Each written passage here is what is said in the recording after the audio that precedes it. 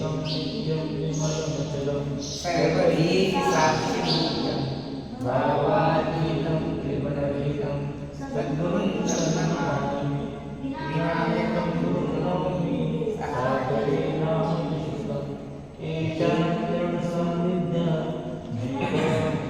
भवन्ति सागरे मुष्टिख्यातं ज्ञानदानपरायणं विनायकं वन्दे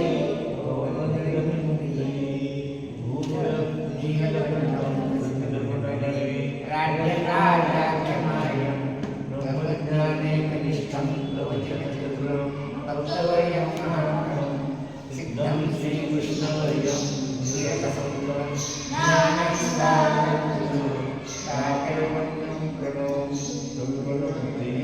संपदां सुसिद्धं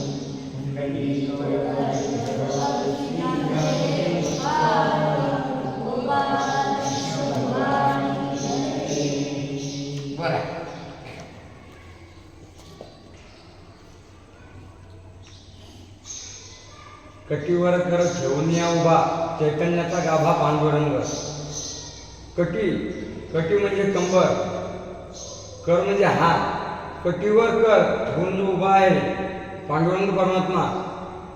दुसरा एक अर्थ असा, पहिला अर्थ काय सांगितला? कटी म्हणजे कंबर, कटी म्हणजे काय सांगितलं? पहिला अर्थ प्रमाणानुभव. दुसरा अर्थ याचा तुकाराम महाराजांनी काढलेला आहे. वाट पाहिजे वा भेटीची आवडी पाडू लागली उतरली अशी वाट पाहू लागला की भक्त लोक माझ्याकडे कधी येतील. काय अर्थ काढाय?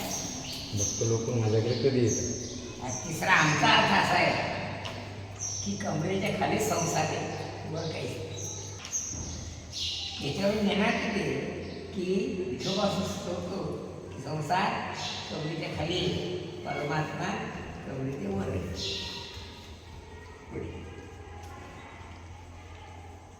का नाही समजलं?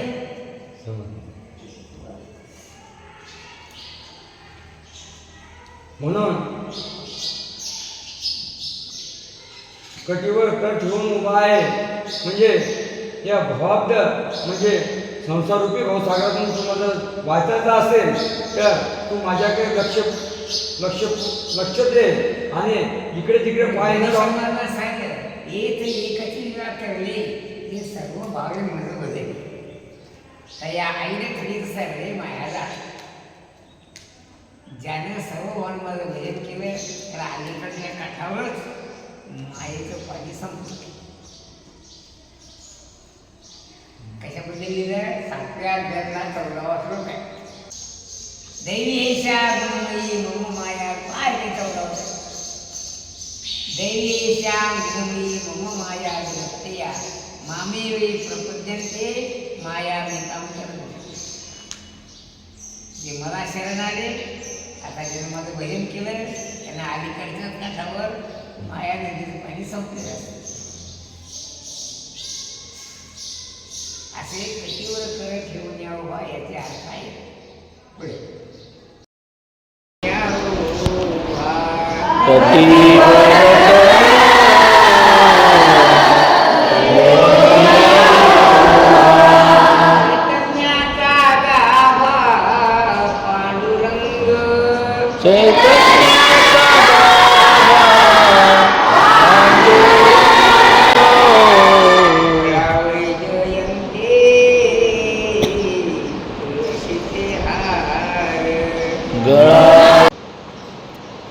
एक गोष्ट अशी आहे,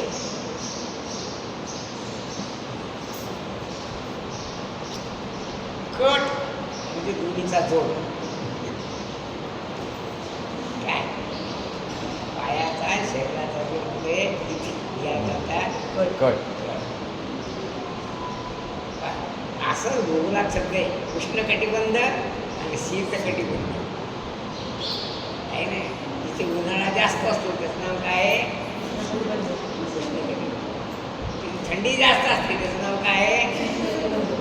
कटिबंध म्हणजे बंध म्हणजे जोड, कटी म्हणजे दोघीचा सांडा असा जोड. पायाचा आणि धडाचा जिथे जोड आहे त्याचं नाव काय आहे? कट कटी कटी म्हणजे कंबर काय कटी म्हणजे काय कंबर. कटीवर कर कर म्हणजे हात ठेवून या उभा म्हणजे असे आठवले. आता प्रश्न असा आहे की देवाने कमरेवरच हात का ठेवले, डोक्यावर का ठेवले नाही, पायावर का ठेवले नाही? काय एक लक्षात ठेवा, मोठ्या माणसाच्या प्रत्येक गोष्टीमध्ये काही ना काहीतरी रहस्य असतं. असं श्रीकृष्णाचं एका ठिकाणी असं वर्णन नाही, देवडा चरणी ठेवून या उभा. देवडा चरणी वाजवितो वेणू, काय देवडा चरणी वाजवितो वेणू, हां. गोपिका रमणू स्वामी मान. गोपिका रमणू गेम आहे. गेम. आता गेम आहे हा शब्द बहुतेक ज्ञानेश्वर महाराजांच्या याच्यात जास्त काय म्हणजे ज्ञानेश्वर महाराजांचं तेवढं नाही. देवडा चरणी, देवडा म्हणजे दीड पाय, एक पाय पूर्ण दुसरा अर्धा. आहे का नाही? कसं आहे?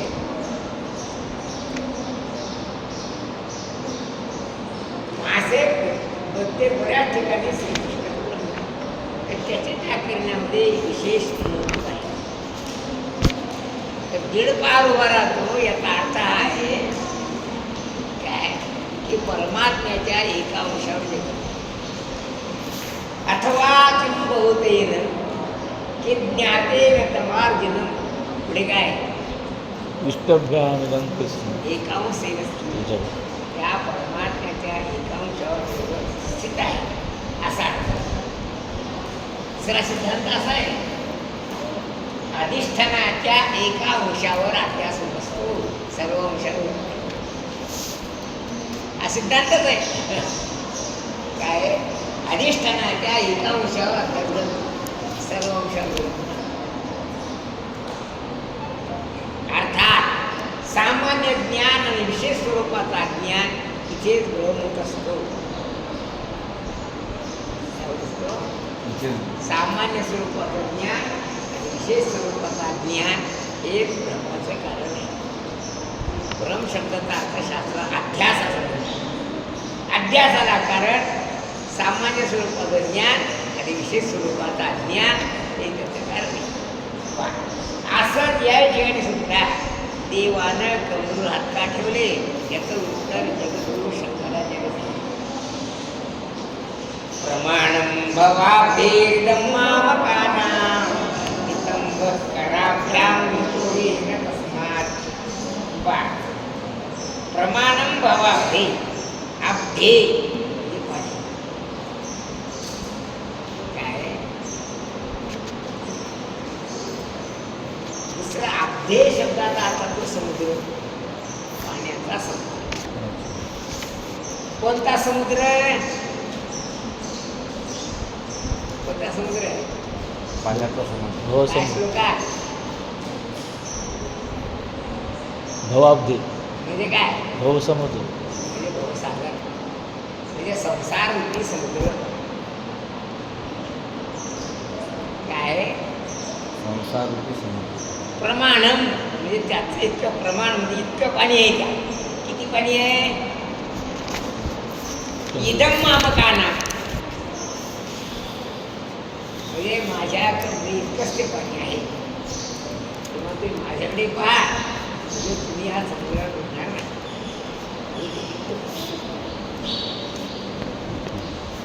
काय कटीवर कर ठेवून या उभा याचा अर्थ काय आहे? त्याने आपल्या कमरेवर हात ठेवून लवकर असं सुचवलं की ती माझ्याकडे या समुद्रात तुम्ही उतरणार नाही. काय सांगितलंय? काय सांगितलंय? श्रीकृष्णानं कमरेवर हात ठेवून महायोग पीठे तटे भीमरथ्याम, भीमा नदीच्या तटावर हा कमरेवर हात ठेवून उभा आहे. माझ्याकडे या माझे कमरेचं माझ्याकडे याचा असं काय माझ्याकडे पहा इकडे तिकडे पाहा तर पुढे सांग काय सांगतो तुम्ही सरळ माझ्याकडे या म्हणजे माझं मुखदर्शन करत या असं इकडे तिकडे पाहा इकडे तिकडे पाय पडला की बुडून जासं हा बुडून जासं बुडून जातं. भवसिंधू नसे काही ऐसी उघडीतो बाई म्हणजे भव समुद्रातलं पाणी आतमध्ये बसत नाही काय भवसिंधूचं पाणी इतकंच आहे तुम्ही भय धारण करू नका फक्त माझ्याकडे पहा म्हणजे परमात्म्याकडे लक्ष ठेवून प्रपंच केला असता माणूस त्या बुडत नाही तर एका गोट्यासारखा इथून गेला आणि प्रपंचात बुडला तो देवाकडे पाहत नाही अर्थात तो त्या गुरुन असा टाकतो. दुसरा प्रश्न आहे कटीवर कर ठेवून या उभा पण कोण उभा आहे कोणी मोठं सांगा ना चैतन्याचा गाभा चैतन्याचा गाभा गाभा कशाला म्हणतात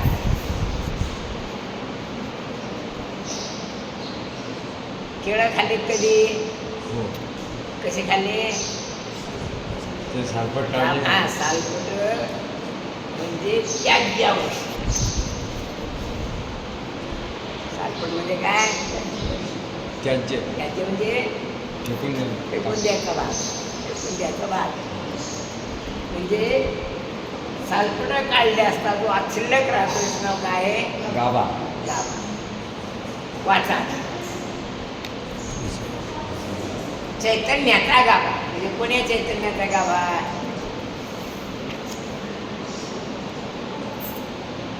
जीव चैतन्य आणि शिव चैतन्य हे दोन चैतन्य काय काय दोन चैतन्य तत्पदार्थ म्हणजे ईश्वर चैतन्य आणि त्वम पदार्थ म्हणजे जीव चैतन्य समजते का नाही आपण महाराज काय तत्पदार्थ म्हणजे शिवचैतन्य शिव चैतन्य शिवचैतन्य शिवचैतन्य आणि त्वम पदार्थ म्हणजे जीवचैतन्य पा सामवेदाचे वाक्य तत्वमसी काय वाक्य आहे? तत्वम असी ते तू आहेस असा अर्थ तत् म्हणजे ते आणि त्वम म्हणजे तू तत्वमसी म्हणजे तत् शब्दाचा अर्थ आणि त्वम पदाचा अर्थ त्वम पदाचा अर्थ शिवचैतन्य आणि तत्पदाचा अर्थ शिवचैतन्य आहे हलका ध्यानात हो जीवचैतन्य म्हणजे काय तोम पदार्थ अर्थ त्वम पदाचा अर्थ आहे रे. आणि तत्पदार्थ म्हणजे काय शिवाचा अर्थ नाही शिव चैतन्य हा शिव शिव नाही शिवचैतन्य पूर्ण म्हणायचं शिव चैतन्य काय शिवचैतन्य नाही शिव चैतन्य शिवचैतन्य आहे. आता गंमत असेल याला जीव का म्हणतात त्याला शिव का म्हणतात अविद्या कल्पना येणे धरायची आणि मायोपाधी शिव गुरुचैतन्य ज्याची उपाधी माया त्याचं नाव शिवचैतन्य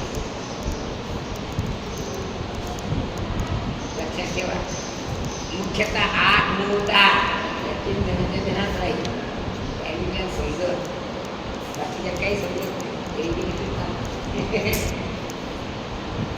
काय शिवचैतन्य म्हणजे माया उपाधी माया ज्याची उपाधी माया मायाविशिष्ट चैतन्य म्हणजे जीव शिवचैतन्य शिव चैतन्य आणि अविद्याविशिष्ट चैतन्य म्हणजे जीव चैतन्य शिवचैतन्य अविद्याविशिष्ट चैतन्यम जीव आणि मायाविशिष्ट चैतन्यम शिव हे सिद्धांत दुसरे वाक्यात नाही काय मायाविशिष्ट चैतन्य म्हणजे शिव शिव शिवचैतन्य शिव चैतन्य आणि अविद्याविषयी चैतन्य म्हणजे जीव जीव आता गंमत असेल दोन्हीमध्ये चैतन्य समान आहे.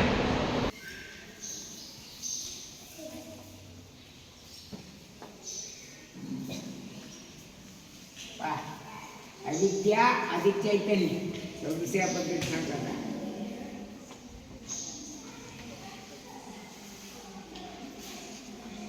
अविद्या अधिक चैतन्य.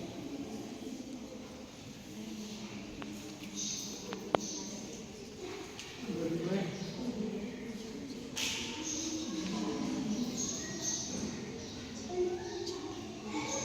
जीव चैतन्य है ना.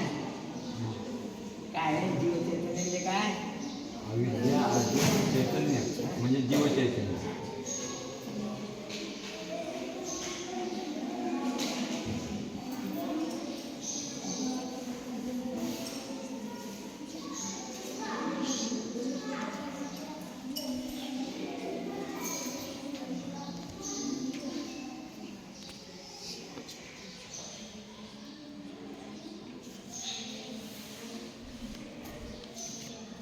पहा ना, शिवचैतन्य म्हणजे काय?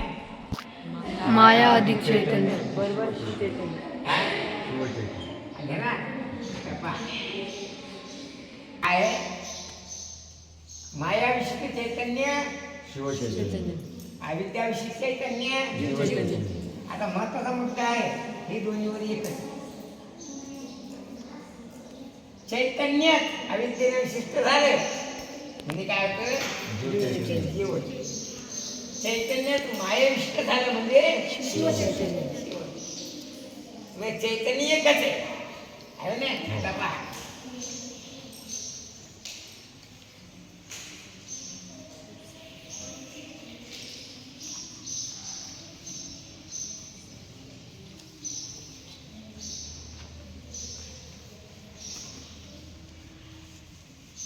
तत् म्हणजे शिवचैतन्य आहे ना. आणि त्वम म्हणजे जीवचैतन्य. तत् त्वम असी आहे ना. म्हणजे ते म्हणजे शिवचैतन्य, त्वम म्हणजे जीवचैतन्य असे म्हणजे आहे. काय म्हणजे या दोन चैतन्याचा गाभा एकच चैतन्य आहे. गाभा म्हणायचं कारण हे माया आणि अविद्या हे त्याज्य भाग आहे. हे काय? त्याचे भाग. हे जर टाकून दिले तर जीवच शिव होतो. काय होतो? जीवच शिव. शिव होतो.